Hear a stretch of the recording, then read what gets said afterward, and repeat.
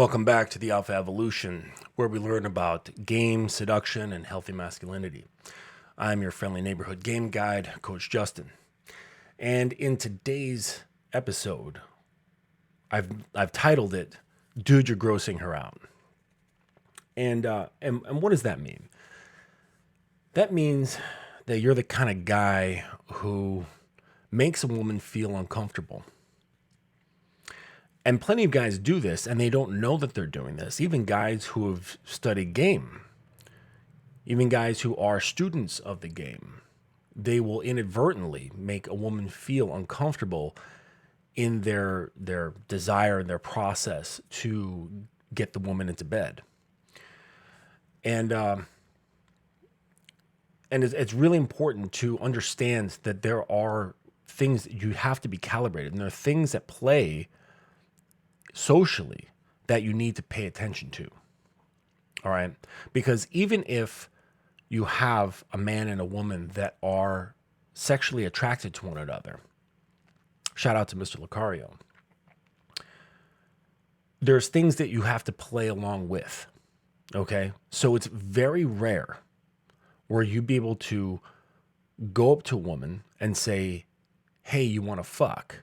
And she says, okay, and you walk off to your place. Those situations do happen, but they're not as common as one might think. Even if there's sexual sexual energy pulsing between the two of you. Most women, when that attraction is there likes to be a sense of plausible deniability. Okay?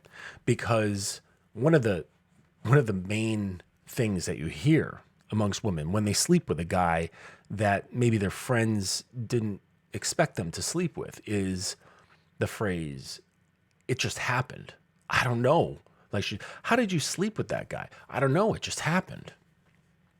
Right? You hear that all the time. And while that might be true to her own logic, but that's not really what happened, right? There were choices made. And nothing just happens, okay? You don't have sex with somebody by accident, right? There's a whole series of choices that go along with that from the point of meeting an individual. They're all a series of choices. So when you hear someone say, I don't know, it just happens, they're not lying, but they're really trying to create a story of plausible deniability. And that's because of social constructions that we have here in the Western society that judge people for being promiscuous, or judge people for being impulsive, or judge people by acting on their base impulses. Okay.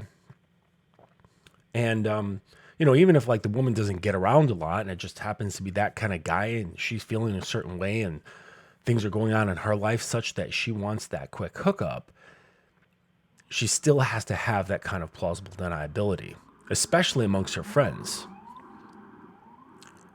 So let's say, all right, for example, there's a couple of people, man and woman, they're out at a bar and they meet one another and they're chatting it up and, he's liking her, she's liking him.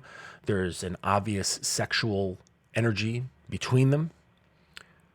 And they would like to have sex, right? Their base natural impulses are saying, I want to have sex with you. Instead of saying, hey, let's go from this bar because I live nearby and we can go to my place and screw, it's better to create a story. So for example, let's say the girl really likes to read. Let's say she's an avid reader. She loves literature. And let's say he does too. Okay. And, they were talking about books, favorite books of theirs or whatever. And he says, hey, you know what? I've got a fantastic library in my home that I constructed myself. I built it myself. It's laid into the walls. It's beautiful, stained mahogany, walnut. It's gorgeous. Would you like to come see it? And that is creating the plausible deniability. That's creating the story, the justification for going over to the guy's place. And she says, sure. While they're both underneath all that saying, yeah, we're going to go make out, or yeah, we're going to go fuck. Okay.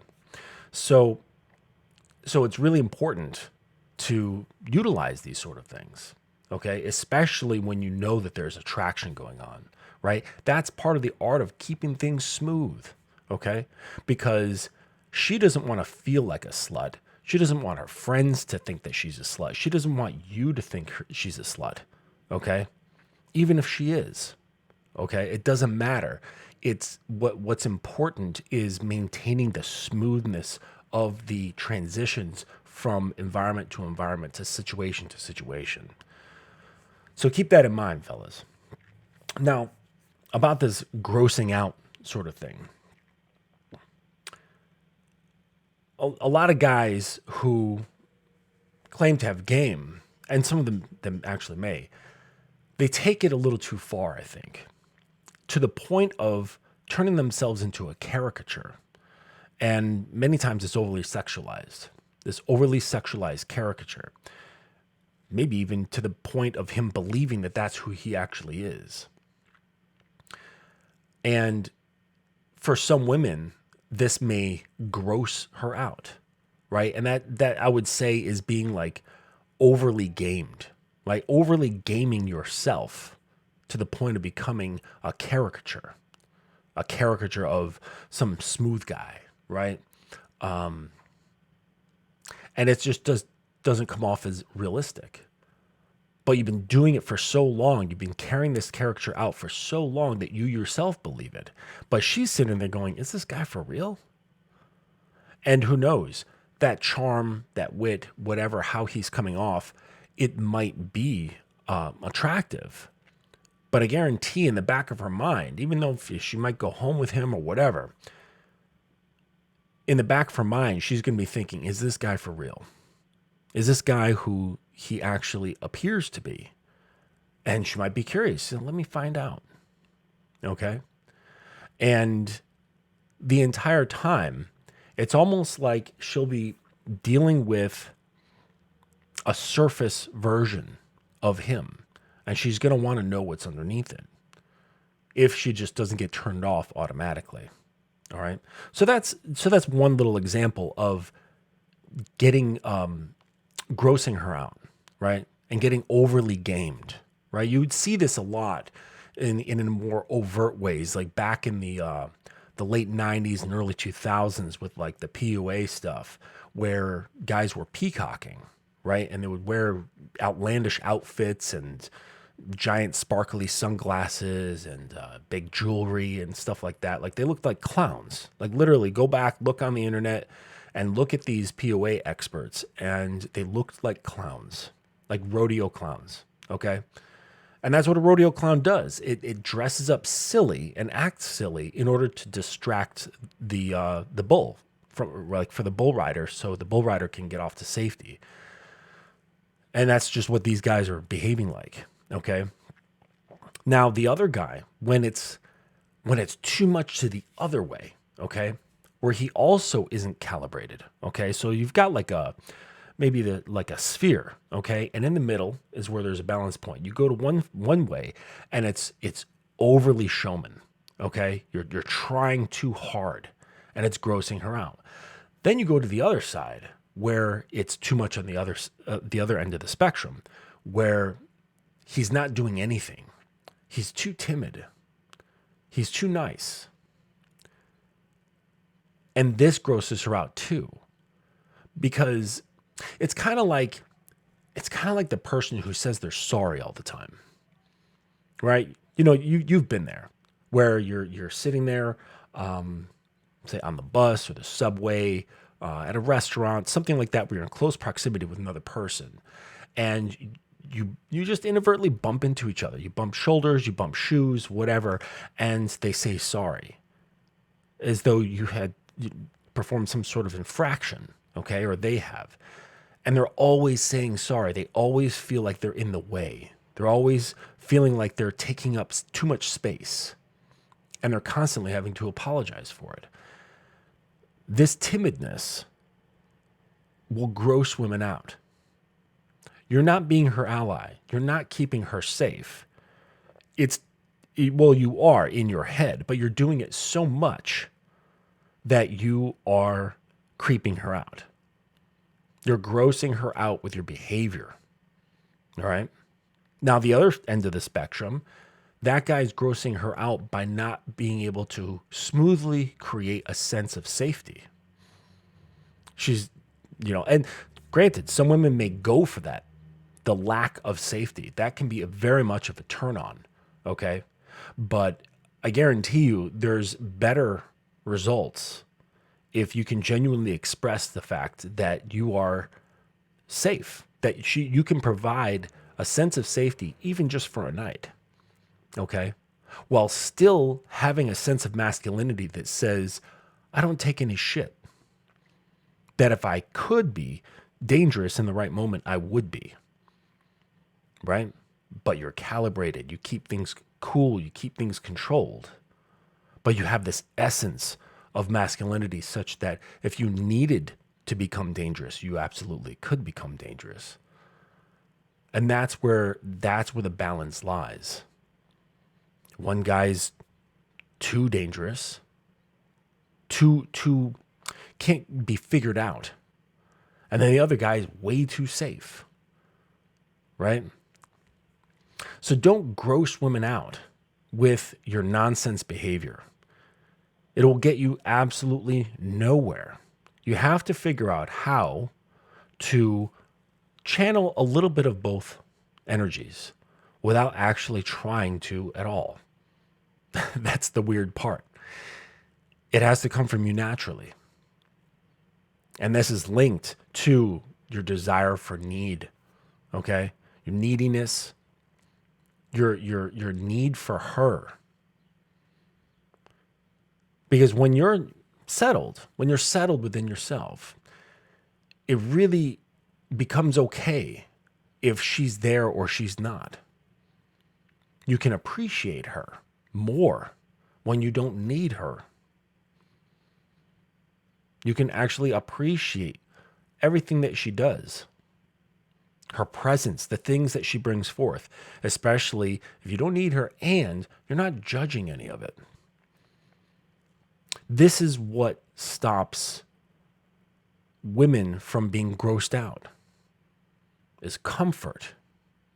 If she feels comfortable in your presence, right? So you mix in the comfort, the safety, and trust with a little bit of danger or potential danger, a little bit of sexual energy, a little bit of smoothness, a little bit of charisma, right?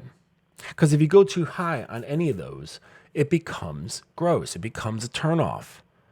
You've been around highly charismatic people before, to the point where it's too much. And you're like, dude, just shut the fuck up. Your energy just needs to be turned down a couple of notches. Like, you do not have to sit here and try to impress everyone. It's not necessary. Just chill out just a little bit. Okay? Or the person who's too overly sexual. It's not necessary. That makes you look hungry. And it's like, well, why are you so unbalanced? Why do you have that hunger for sexual satiation? So really, it's having a lot of these characteristics and being able to display them comfortably. Pardon the sirens. Is being able to display them comfortably without a need behind them, right? I've mentioned this before about performers, okay? I'm here in New York City. And if you go down into the subway system, there's all kinds of performers down there and many musicians. And one of my favorite guys is this older Chinese gentleman, and he plays this, I forget what it's called, but it's a Chinese violin. It has like, I don't know, maybe like 3 strings on it or something like that. And he'll play absolutely beautiful music, gorgeous music down there in the subway on the platform, and it's resonating throughout everywhere because of the tile. Gorgeous listening to this man. And he'll play the same whether there's no people around, 3 people around, or 30. He plays the same exact way. He expresses himself as purely as he can no matter what the circumstances. And that's what I want for you men. I want you to be able to play no matter if there is one woman in front of you, no women, or a group of women, or a bunch of men. You're the same guy. You're consistent. You're the same dude everywhere in every situation in such a way that you know that it's genuine. So that you're not trying. You don't become a caricature of yourself. And therefore, people can trust you. Okay? That's a lot of times how trust is established, through having people believe that you are consistent, and even better if you actually are consistent, so that people can say, hey, when Charles shows up, he's the same dude. I know what to expect from Charles. And that's great when you're dealing with men as well as women, counterparts, associates, work partners, bosses, employees, all of it. When you show up the same all the time, it gains trust and respect. All right, that's all I have for you today, fellas. I hope you enjoyed the session, and I look forward to seeing you again. Have a good one.